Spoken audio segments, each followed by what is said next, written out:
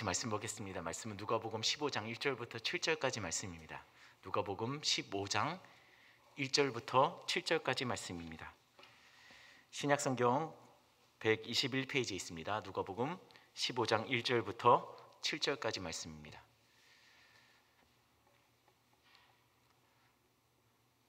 저와 여러분들 한 절씩 교독하겠습니다. 제가 먼저 읽습니다. 모든 세리와 죄인들이 말씀을 들으러 가까이 나아오니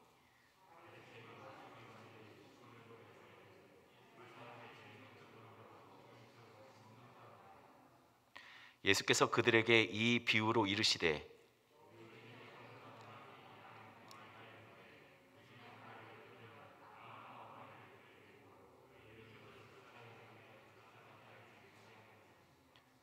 또 찾아낸즉 즐거워 어깨에 메고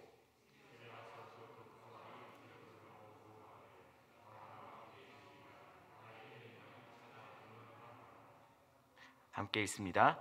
내가 너희에게 이르노니 이와 같이 죄인 한 사람이 회개하면 하늘에서는 회개할 것 없는 의인 99를 말미암아 기뻐하는 것보다 더하리라. 아멘. 옆 사람과 이렇게 인사했으면 좋겠습니다. 목사님 죄송합니다. 억수로 은혜 받으십시오. 제가 이렇게 인사와 겸하여 선교사님의 이름을 소개한 겁니다.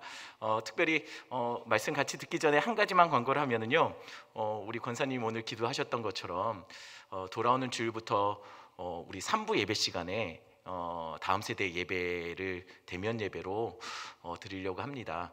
혹시 이 방송을 설교를 듣는 우리 학부모님들 있으면 지난주에 광고하면 더 좋았을 것 같은데 결정을 우리가 많이 고민하고 하다 보니까 돌아오는 주부터 대면 예배를 3부 예배 맞죠? 우리 강도사님 예 3부 예배 합니다. 그러니까 주변에 잘 혹시 전달이 안 되면 안 되니까 대면 예배 그럼에도 불구하고 대면 예배와 비대면 예배 동시에 드리니까요. 아직 조금 마음에 불안함이 있으면 하지만 조금씩 우리 아이들 너무 오랫동안 교회에서 이렇게 비대면으로 드리는 것은 우리 아이들한테도 조금씩 좀 이렇게 습관적인 예배나 또는 예배에 대한 어떤 마음들이 좀 달라질 수 있으니까요. 이렇게 조금씩 아이들 올 수 있도록 지도해 주시면 좋을 것 같다는 생각이 듭니다.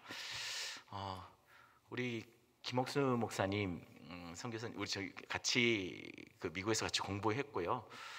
우리 오청식 선교사님이랑 다 같이 동문인데 정말 잠깐 일이 있어서 오셨는데 다음 주 화요일 날 또 다시 레스토 공학으로 갑니다.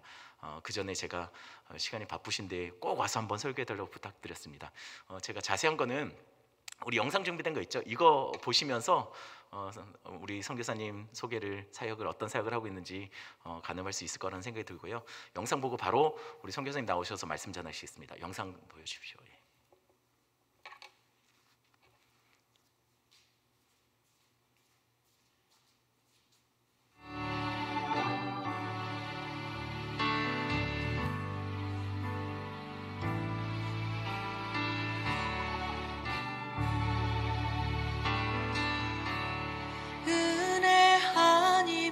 살아갈 수가 없네. 호흡마저도 다 주의 것이니 세상 평안과 위로 내게 없어도 예수 오직 예수뿐이네.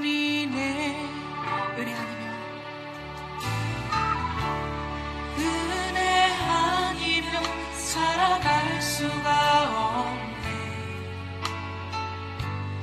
호흡마저도 다 주의 것이니 세상 평안과 위로 내게 없어도 예수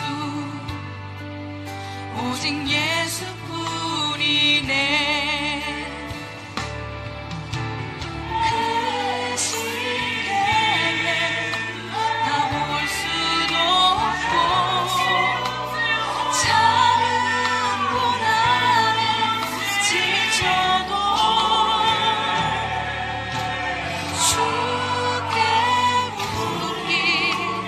나의 모든 삶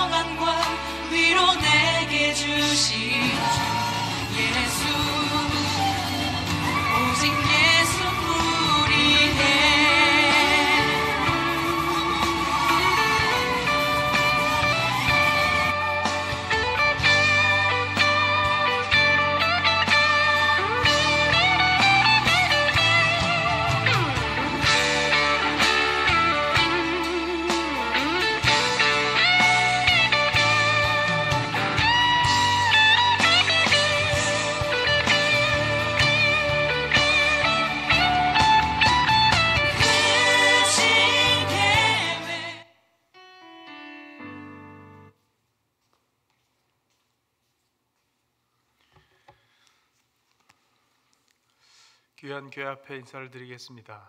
레소토라는 작은 사우스 아프리카 안에 남아공 안에 있는 독립된 나라에서 사역하고 있는 김억수 선교사입니다. 특별히 당회와 또 목사님께 억수로 감사한 것은 이렇게 초청해 주시고 또 강단을 허락해 주셔서 말씀을 나누게 된 것입니다. 또 이렇게 아는 얼굴이 특별히 이제 목사님과는 친분이 있고 우리 오천식 선교사님도 있어서 마음이 좀 따뜻하고 좋습니다. 그리고 제가 이 교회를 소개받을 때 지금 고려신학대학원 천안에 있는 고려신학대학원이라는 이제 고신교단의 신대원인데 그 교수님께서 그렇게 말씀하시더라고요. 우리 같이 공부했는데 수도권에서 가장 큰 주차장을 가지고 있는 교회라면서 저를 오늘 데려다준 청년이 깜짝 놀랐습니다. 그래서 아무튼 귀한 교회에 이렇게 방문하게 돼서 너무 반갑습니다. 제가 오늘 이제 나눈 말씀을 가지고 한 영혼이라는 제목으로 여러분과 함께 말씀을 나누려고 합니다. 여러분이 잘 아시는 한 분을 소개하려고 하는데 미국의 캘리포니아에 가면 서부에 유명한 목사님이 목회하시는 교회가 있습니다. 세들백 교회라는 그 교회의 목사님은 한국에 굉장히 잘 알려져 있습니다. 유명한 세들백 교회 이야기라는 책과 또 성도님들도 잘 아시는 목적이 이끄는 삶, Purpose Driven Life라는 이 책을 쓰셨는데 그 책의 한 일화가 제가 굉장히 오래전에 한 20년 전에 그 책을 읽었는데도 여전히 제 마음 가운데 도전과 울림이 남아있는 일화입니다. 리그 워렌 목사님이 사모님과 함께 본인의 이제 마지막 생을 마감하는 아버님 병원에 침소에 가서 임종을 지켜보려고 갔던 것 같습니다. 우리랑 좀 문화가 다르죠. 미국이나 또 외국은 임종 자체를 그렇게 굉장히 애도하거나 이러진 않고 평온하게 또 때로는 이렇게 문화권마다 다릅니다만은 뭐 이렇게 또 이렇게 축제 분위기로 이어지는 데도 있습니다. 온 가족이 함께 임종의 마지막 순간을 보려고 하는데 그 병상에 누워 계신 연로하신 어른이 계속해서 이렇게 몸을 일으켜 세우는 겁니다. 그리고 굉장히 힘들게 몸을 침상에서 일으켜 세우시는 거예요. 그러니까 목사님이 이렇게 이야기했습니다. 아버님, 편안하게 누워 계십시오. 그 말은 이제 편히 계시다, 하나님 품에 안기시라 이런 뜻이겠죠, 그죠? 편히 계세요 이렇게 이야기하는데 그럼에도 불구하고 계속해서 침상에서 이 어린이 꼭 마치 온 남은 힘, 그 마지막 한 방울의 힘까지 짜내서 몸을 일으키는 것 같았습니다. 그러자 사모님이 지켜보다 못하고 아버님을 강권적으로 이야기를 하면서 아니 누워 계셔도 된다고요. 왜 이렇게 자꾸 몸을 일으키시냐고. 오히려 보는 사람 마음이 안타깝잖아요. 남은 힘, 마지막 그 에너지를 다 쥐어짜서.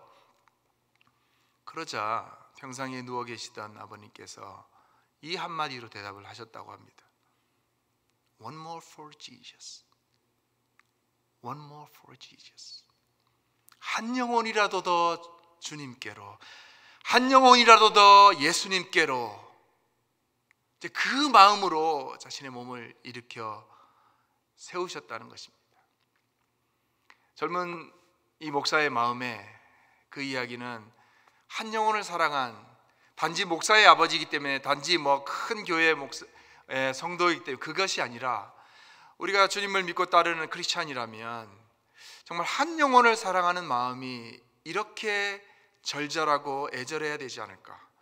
그리고 내가 한 영혼을 살릴 수 있고 한 영혼을 주님께로 인도할 수 있다면 내 마지막 남은 힘까지 쥐어짜서라도 아니 그들이 주님 앞에 돌아와서 주님 앞에 정말로 구주로 영접하는 그 순간을 볼 수 있다면 한 영혼이라도 더 주님 앞에 돌아올 수 있다면 내 마지막 호흡까지도 그 영혼을 위해서 던질 수 있지 않겠나 그런 생각이 들었습니다. 여러분 우리 교회들도 그렇죠. 뭐 선교사님들뿐만 아니라 우리 교회들도 지역 사회와 또 어려운 이웃 그리고 심지어 우리가 때를 따라서 영혼을 구원하기 위해서 교회에서 다양한 방법으로 영혼을 구원하려고 애씁니다. 있는 노력 재정, 인원, 프로그램, 정말로 교회가 가지고 있는 모든 역량을 총동원해서라도 마지막 정말로 우리가 힘에 지나도록 교회가 애를 써서 한 영혼을 구원하려고 합니다. 그리고 한 영혼을 구원하기 위해서 여러분 개인으로도 또 그렇게 하시죠. 밥도 사주고 커피도 사주고 대소사 있으면 다 쫓아다녀요. 힘들 때, 도움이 필요할 때 정말로 본인들도 바쁘시면서 그렇게 합니다. 특히 이 코로나 상황 가운데 교회도 힘들고 교회 안에서도 힘든 사람들이 많은데도 불구하고 교회가 힘을 내서 지역사회를 섬기고 지역사회를 품으려고 합니다. 그건 단순히 우리 자선적인 차원에서 돕고 사람들이 자기의 사업을 일으키고 그런 차원이 아니잖아요. 우리의 궁극적인 목적은 한 영혼이라도 더 이 기회에 주님께로 돌아올 수 있다면, 우리도 힘들고 교회도 힘들고 다 힘들지만 우리의 있는 재정과 에너지와 또 심지어 우리가 할 수 있는 역량을 총동원해서라도 한 영혼이라도 살리고 싶은 것이 우리의 마음입니다. 그리고 그렇게 하는 교회들이 굉장히 많고요.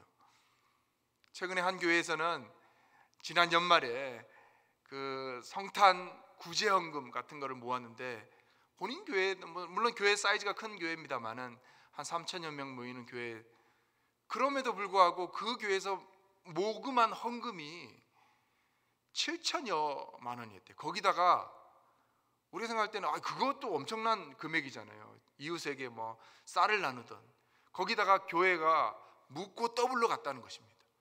그게 뭐냐면 교회에서도 그만큼 액수를 보태서 1억 6천여만 원 이상으로 지역사회를 섬겼대요.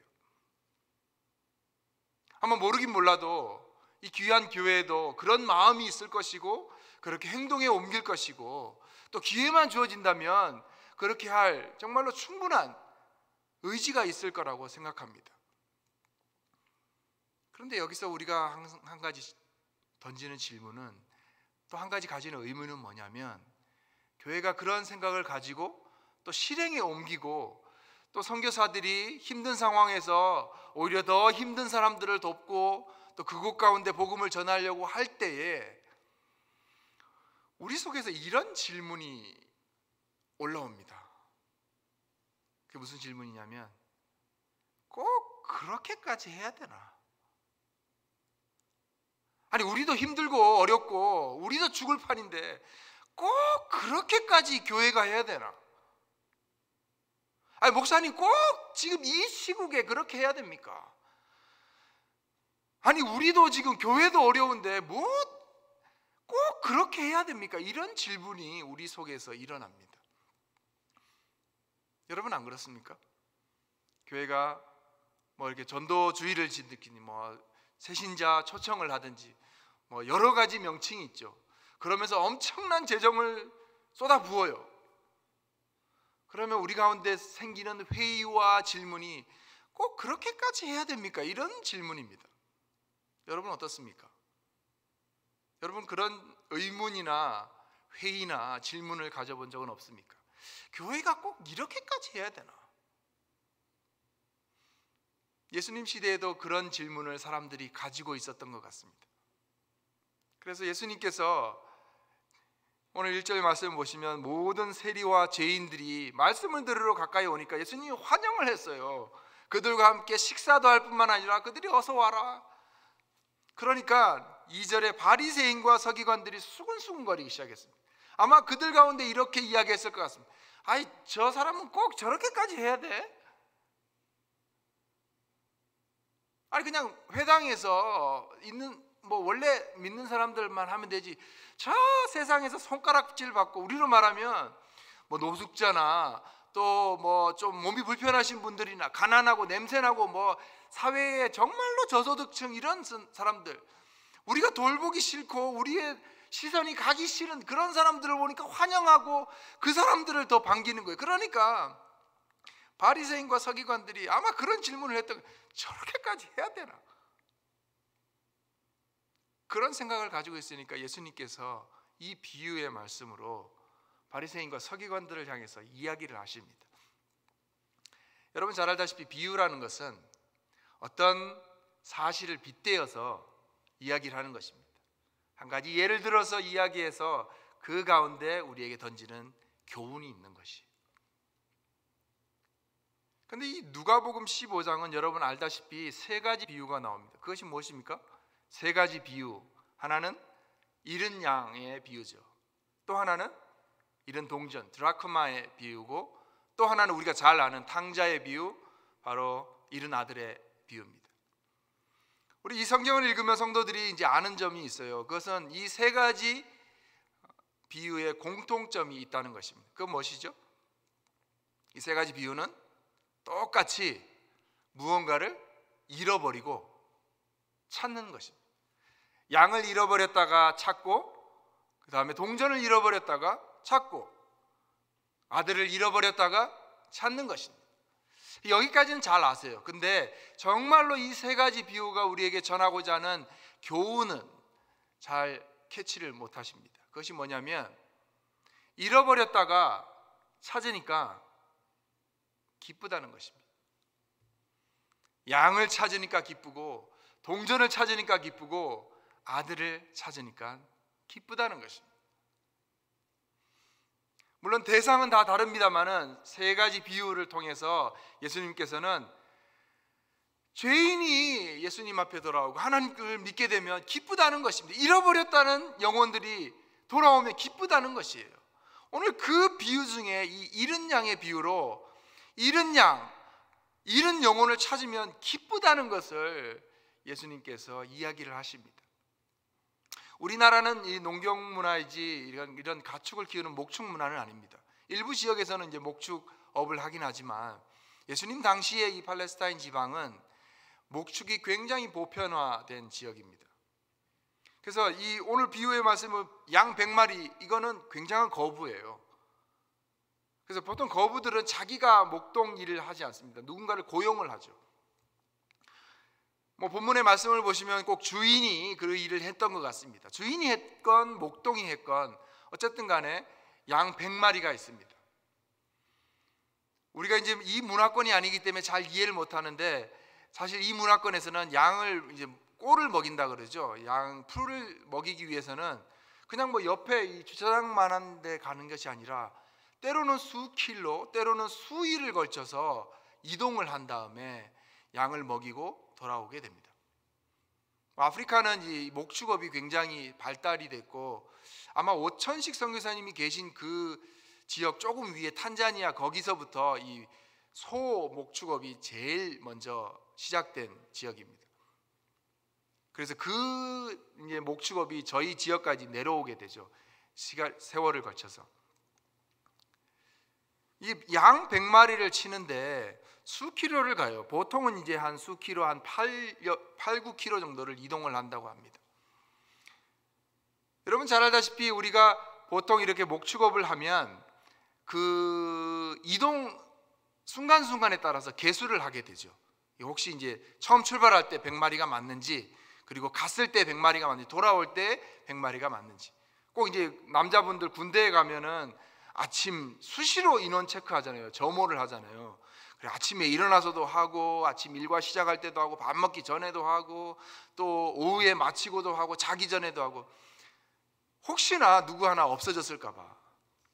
목동이 아마 그랬던 것 같아요. 그래서 출발하기 전에 양을 계수를 하고, 또 목초지에 가서 계수를 하고, 돌아오면서 또 계수를 하고.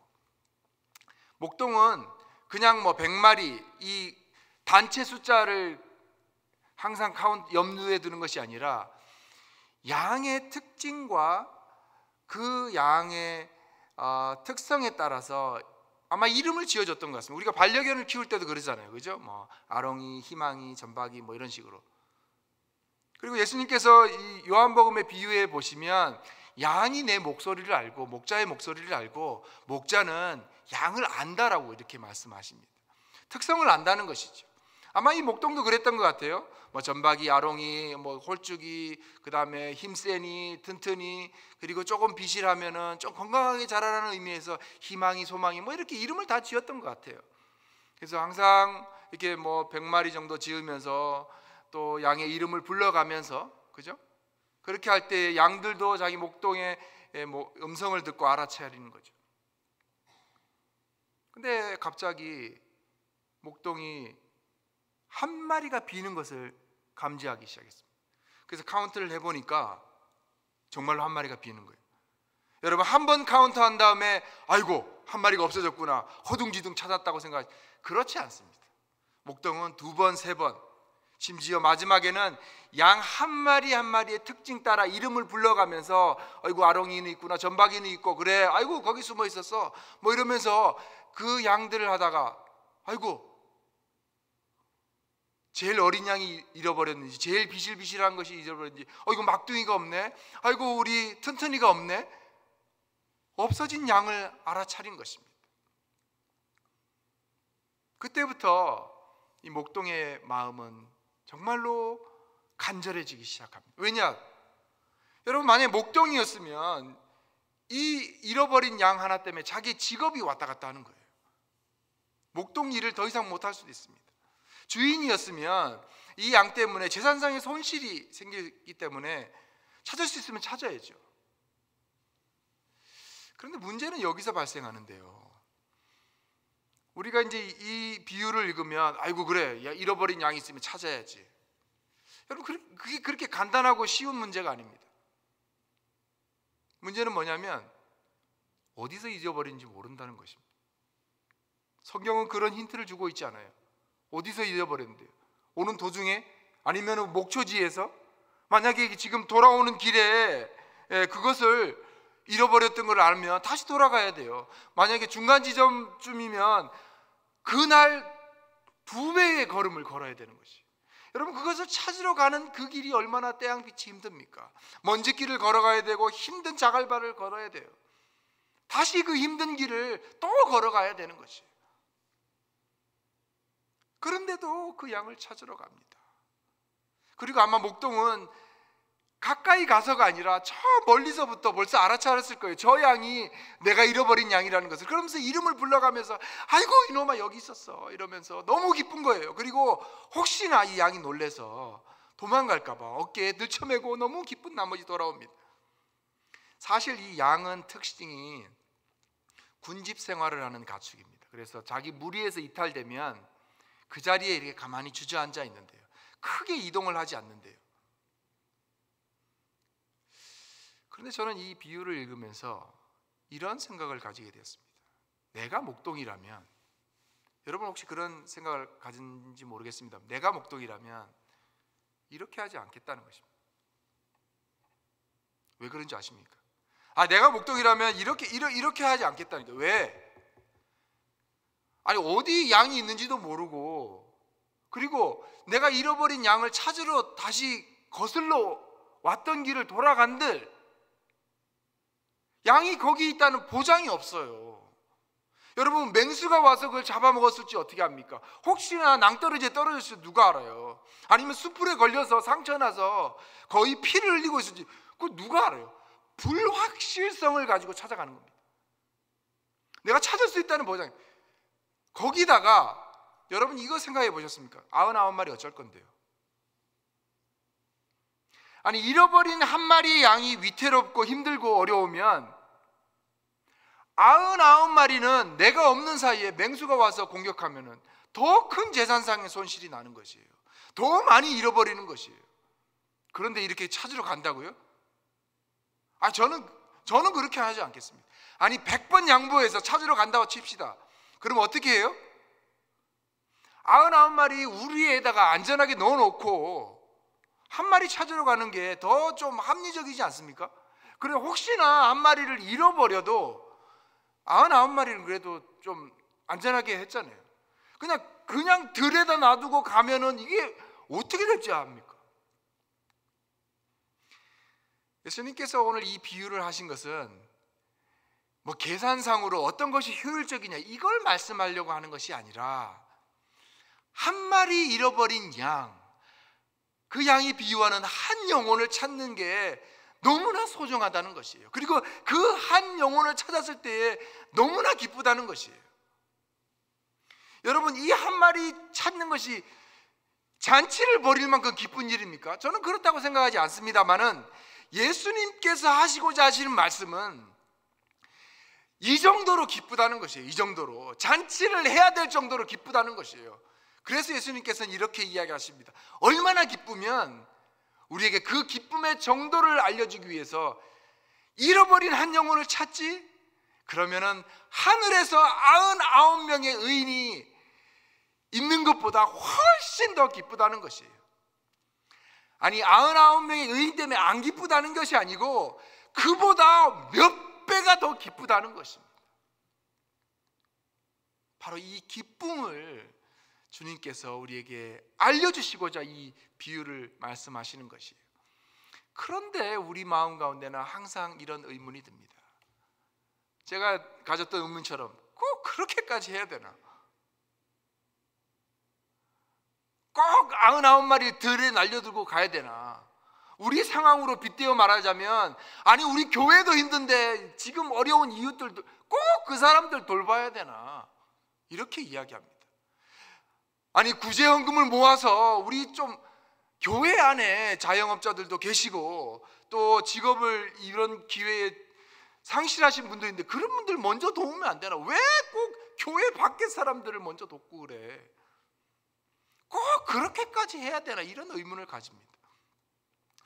제가 작년 한 해 물론 이제 비행기가 운행이 안 되고 또 국가 봉쇄 사태가 있어서 움직이지 못해서 못 나온 것도 있습니다만은 코로나 사태가 터지자 많은 분들이 염려를 해서 이렇게 연락을 주셨습니다. 철수를 하지? 그리고 안식년도 안 했다는데 이참에 안식년 하면서 가족들도 좀 어쨌든 간에 한국이 안전하지 않습니까? 우리 저는 이제 들어와서 이제 자가격리 14일 빼고 3주째 이제 3주 되는 주간에 또 이제 나가는데 한국은 500여 명이 지금 300여 명 넘고 400명 넘고 이러니까 굉장히 소위 말해서 패닉 상태, 이거 완전히 혼돈인 거예요. 엄청 경각심이 높더라고요. 아프리카는 몇 천 명 돼도 눈 하나 깜짝 안 합니다. 그러니까 이제 한국에 계신 많은 저를 염려해 주시고 사랑하시는 분들이 들어와라.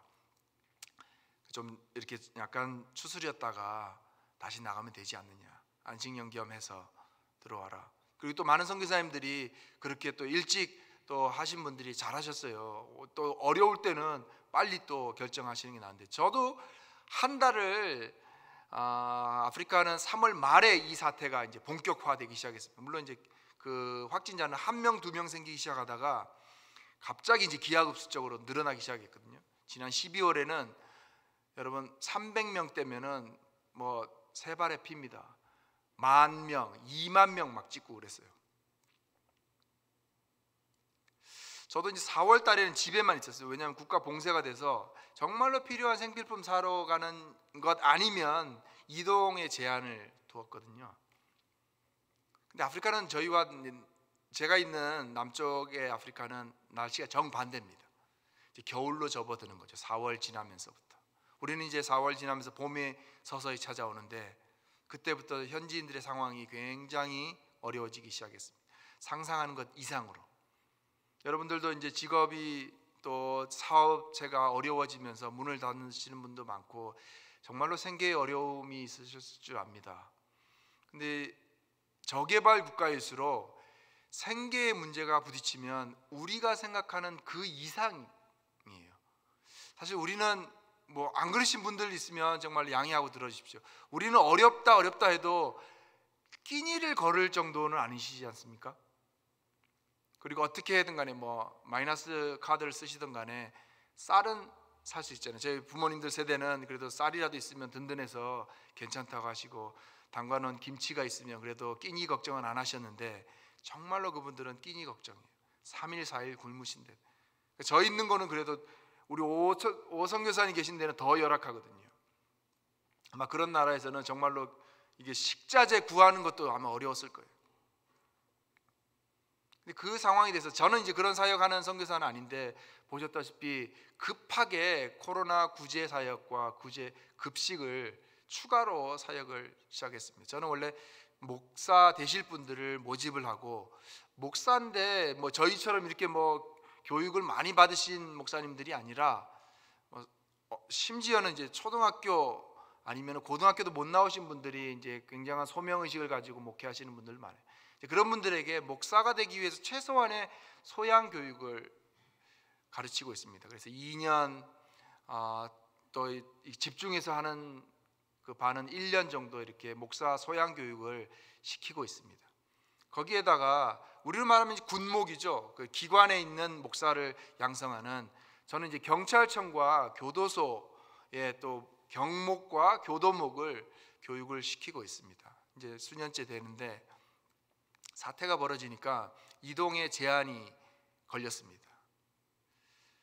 그런데 이제 각 지역 아직 추장 제도가 남아 있거든요. 아프리카는. 그래서 각 추장, 마을 추장과 경목은 제가 가르쳤던 경찰 목사라서 조직 사회에 있으니까 이 사람들은 뭐 이렇게 거짓말하고 이러진 않아요.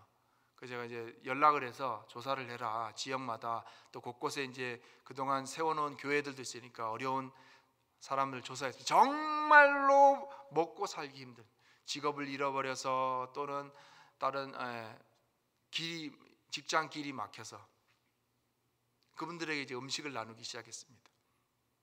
소위 뭐 우리는 한 끼 외식 안 하면 되는 금액이 그들에게는 3주 4주 딱 필요한 정말 최소한의 식료품 구하는 것이었어요.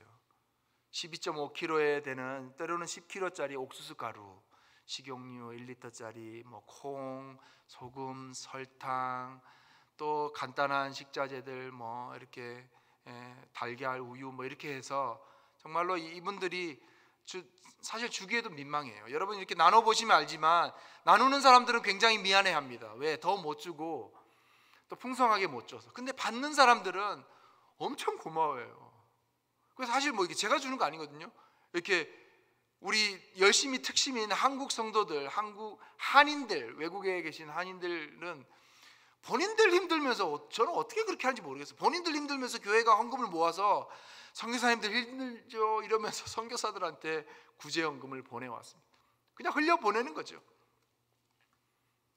근데 연신 고개를 숙이고 허리를 숙이면서 고마워합니다. 저희 부모님 세대 같은 한 70, 80 되신 분들이 이제는 얼굴만 봐도 막 고개를 숙이세요. 그러면은 너무 미안해요. 그래서 제가 웃으면서 아이고 괜찮다고, 처음 한두 달 할 때는 그분들 모습에서 그런 모습이 보여지지 않았습니다. 의뢰 그냥 자원 이렇게 뭐 자선단체에서 돕는갑다 이런 표정이었어요. 근데 3개월, 4개월 지나면서부터 이분들이 느끼셨는지 모르겠습니다만은 본인들이 느끼기에 따뜻함과 무언가 이렇게 사랑과 진정성이 느껴졌는가 봐요. 너무 좋아하세요.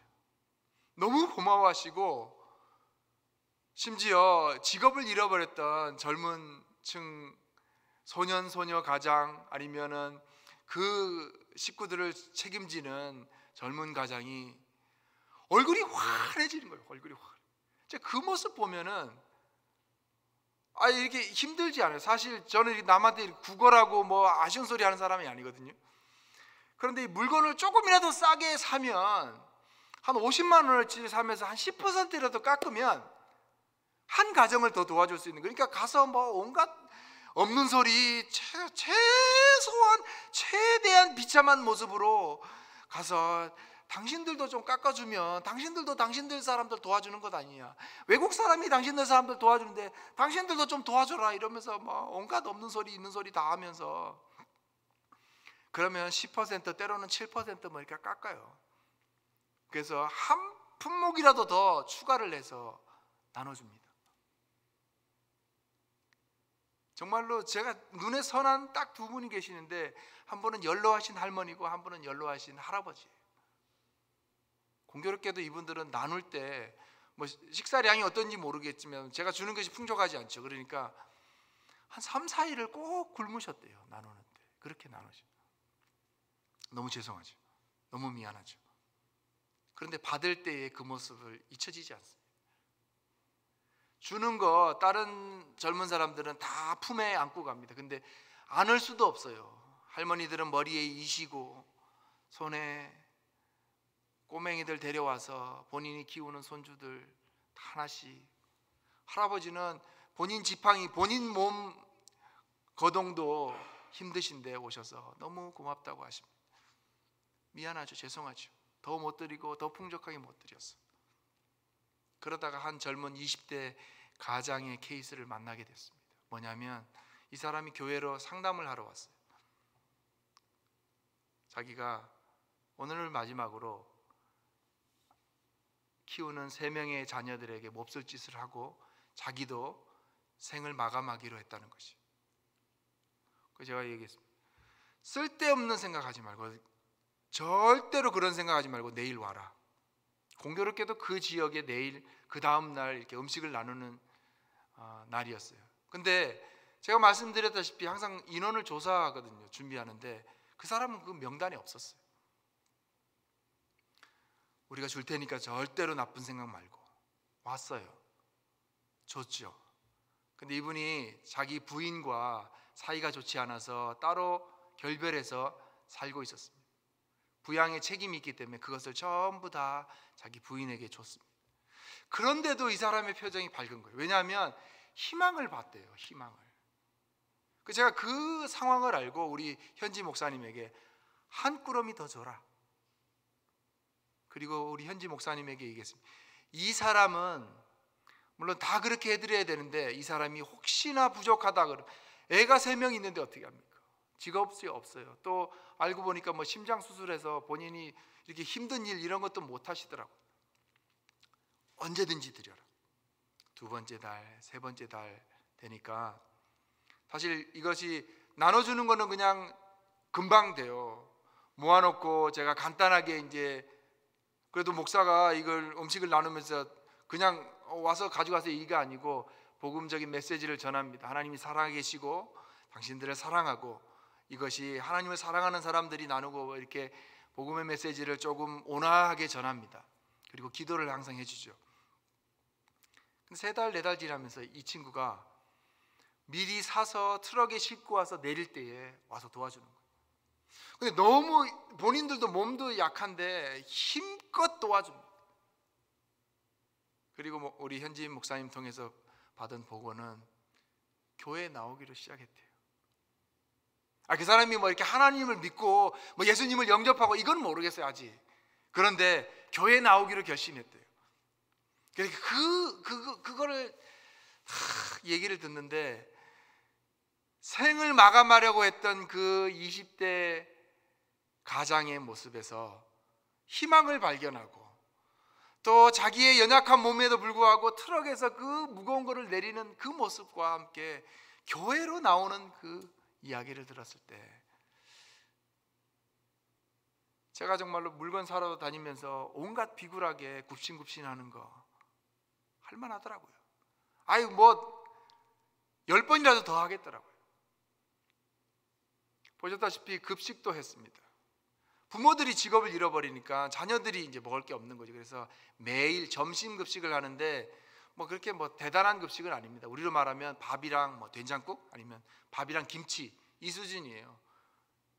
그걸 먹이는데 2살배기 꼬맹이부터 바지도 입지 않고 와요. 그냥 이렇게 노출이 심해가지고 뭐 그 상태로 오는 거예요. 그리고 이제 10대까지 공교롭게도 그거를 이렇게 보고 있었던 10대 청소년이 한 명 있었습니다. 저는 이제 눈치를 못 챘어요. 근데 하루는 그 청년이 우리 현지 목사님한테 와서 자기가 예수님 믿기로 했대. 그래서 제가 이렇게 물었어요. 왜 그러냐 하니까 그 친구가 뭐 복음을 듣고 예수님을 감격하게 만나고 이게 아니라 이 교회는 뭔가 좋은 것 같대. 그리고 뭔가 좀 다른 것 같아.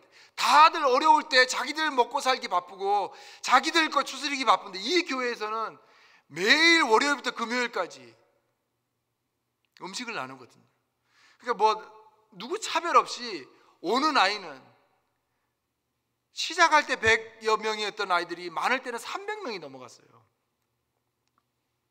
근데 뭐 묻지도 않고 따지지도 않고 오면은 그냥 점심 먹었던 것이. 그것을 보고 있던 10대 청소년이 예수님 믿기로 했대. 그 친구가 우리 현진 목사님과 사진 찍은 사진을 보면 너무나 화내요. 제가 가르치는 그 신학생 중에는 교육을 못 받아서 목사가 될 길이 없었던 사람이 있었습니다. 근데 우리로 말하면 정말로 소양 교육이거든요. 그 교육을 받고 이 친구가 졸업하는 날 2년의 시간을 꼬박 공부를 해야 됩니다. 저는 이제 매일 이렇게 신학교 강의가 있거든요. 그리고 화요일, 수요일 저녁은 라디오 방송을 통해서 또 복음을 하고, 목요일, 금요일은 경모 교도목을 통해서 교육을 하고, 또 주말 또 월, 수, 금 이런 식으로 강의를 하는데, 2년의 교육을 받고 한 학생이 이제 20대 사람이 이제 소위 말해서 우리로 말하면 신학교를 졸업하는데, 졸업식을 하면 보셨죠? 그 이제 종이, 죄송합니다 이런 표현을 써서, 종이 쪼가리, 그러니까 우리가 받는 뭐 이렇게 목사님처럼 뭐 이렇게 학위를 받은 건 아니거든요. 우리로 말하면 수료증. 근데 너무 좋아하세요. 이게 뭐 교육부 인허를 받아서 그 다음으로 뭐 자기가 이제 소위 말해서 석사, 박사를 공부할 수 있는 그것도 안 돼요. 그런데도 자기들이 저렇게 목사가 될 수 있다는 거에 저렇게 기뻐합니다. 근데 한 학생이 이제 잊지를 못합니다. 호명을 하면 이렇게 앞에 와서 저한테 이렇게 졸업장을 받거든요. 호명을 했는데 오질 않는 거예요. 저 입구에서 보니까 이 친구가 울기 시작하는 거예요. 어깨가 컥컥컥 거리면서, 제가 그때 하나님 앞에 정말로 죄송한 마음이 많이 들었습니다. 왜냐하면 그래, 너는 배울 만큼 배웠다고, 너는 공부할 만큼 공부했다고 이것을 그렇게 가치 있게 안 받냐. 사실 우리가 받은 교육에 비하면 이것은 뭐 대학 졸업장도 되지 않습니다. 제 마음 가운데 이것을 그렇게 높게 평가하지 않았던 마음이 있었던 것 같습니다. 그런데 이 졸업장 하나를 인해서 자기가 하나님 앞에 떳떳한 목회자로, 지금은 길거리에서 전도하는 친구예요. 자기가 그런 자격을 갖춘다는 거에 이 친구는 너무 감격해서 자기 이름 불러도 오지 않고 거기서 울고 있는 거예요. 20대 청년이. 제가 그때 정말로 하나님 앞에 죄송한 마음과 회개하는 마음이 참 많이 들었습니다. 왜냐하면 이 사람들 가르치려면 한 주도 걸을 수가 없어요. 선생이 되놓으니까 제 쪽 성격도 그렇고 항상 수업 시간 이전에 가요. 뭐 늦게 가고 이런 거 없어요. 매주 그렇게 가면 처음에야 뭐 의욕이 넘쳐서 하죠. 근데 시간 지나면 사람이 그렇지 않거든요. 때로는 피곤할 수도 있고, 때로는 한 주 쉬고 싶기도 하고, 때로는 그냥 설렁설렁하게 대충대충 가르치고 빨리 졸업하고 뭐 이래. 근데 이게 매주 정해진 날이 다 있어요. 이쪽 지역은, 저쪽 지역은, 경찰 목회자든 제가 또 다 해야 되고 하니까, 지금은 이제 선생님들을 많이 키워놔서 괜찮은데, 제가 지금 자리를 비워도 괜찮은데, 그때는 그렇지 않았습니다. 그런데 한 사람이 그렇게 하나님 앞에 감격하고 기뻐하는 모습을 보고 제 마음을 다시 다잡았습니다. 전들 왜 그런 생각 안 들었겠습니까? 힘들게 여기저기 쫓아다니고 낮이나 밤이나 강의하러 다니면서 이 사람들 목사 한번 만들어 보겠다고 그러면서 전들 왜 그런 생각이 안 들었겠습니까? 이렇게까지 해야 되나? 내가 대충 그냥 하면 되지. 그냥 뭐 가서 그냥 자기 너 그냥 책 주고 공부하고 와서 시험 치. 내가 이렇게까지 매번 가서 열을 토하면서 피를 쏟아가면서 강의를 해야 되나? 이렇게까지 사람들 먹이면서, 이렇게까지 도와주면서 이 사람들 고마워지도 않는데, 누가 도와주는지도 모르는데 이렇게까지 해야 되나? 이런 생각 왜 안 들었겠습니까? 그런데 한 영혼이 살아나는 거 보니까, 한 영혼이 주님 앞에서 기뻐하고 한 영혼이 주님 앞에 돌아오는 걸 보니까 할만하더라고요. 아니, 해야 되겠더라고요. 재정 많이 들어가요. 에너지 많이 들어가고 피곤해요. 사실 돈 주고 그냥 현지인 시켜서 이렇게 해. 그 오더만 내리면 됩니다. 왜 안 되겠어요? 꼭 그렇게까지 제가 현장에 갈 필요는 없는 것 같은데, 한 영혼이 살아나는 걸 보니까,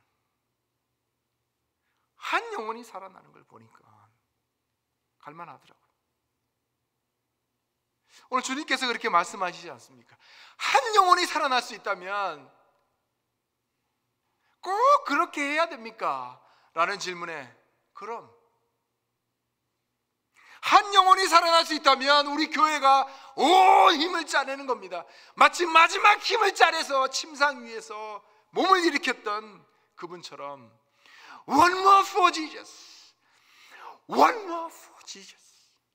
우리가 한 영혼이라도 더 주님께로 한 영혼이라도 더 살릴 수 있다면 그렇게 할 수 있지 않겠습니까? 그리고 그렇게 해야 되지 않겠습니까?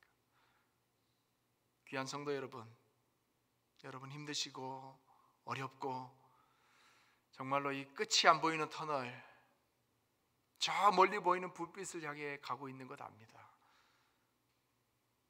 여러분도 힘든데 교회가 꼭 그렇게 해야 되나? 우리가 그럴 때에 이 말씀 한번 생각하시면서 한 영혼을 살리고자 하는 마음으로, 그 기쁨을 다시 한번 느껴보고자 하는 마음으로 주님께 한번 그렇게 기도했으면 좋겠습니다. 이 시간 우리 다 한번 기도할 때 주님, 내 마음 가운데 한 영혼을 향한 마음을 다시 한번 주시옵소서.